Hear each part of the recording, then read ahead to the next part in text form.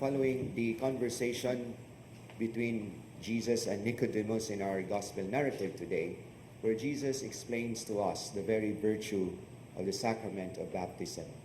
Unless you are born from water and spirit, you cannot enter the kingdom of God.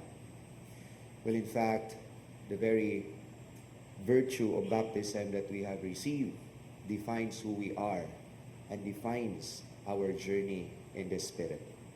We are made co-heirs of the kingdom of God, for we become adopted children of God by virtue of that sacrament. Then by that sacrament of baptism, it is something that is gratuitously given to us. The Spirit and water, the forms of the sacrament, remind us that this is God's initiative to call us to Himself. For we cannot give this to ourselves, nor we are not meriting such kind of dignity.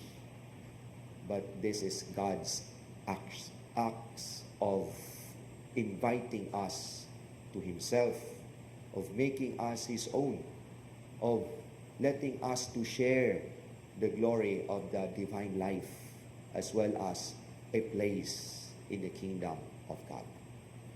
No matter how we toil, all these things we cannot offer to ourselves.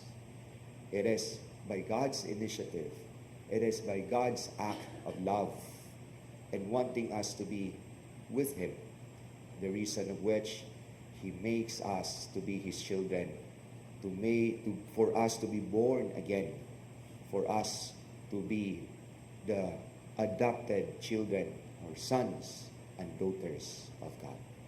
Then therefore we carry in us that very wonderful dignity by the virtue of our baptism as children of God, as co-heirs of the kingdom of God, redeemed not by gold nor by money, but redeemed by the blood of the Lamb, the blood of God.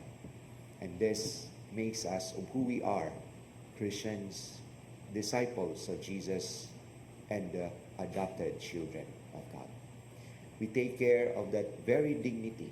We nourish that very dignity by availing the other sacraments of the church as dispensers of blessings and graces for us to grow and to come into the maturity of our spiritual life.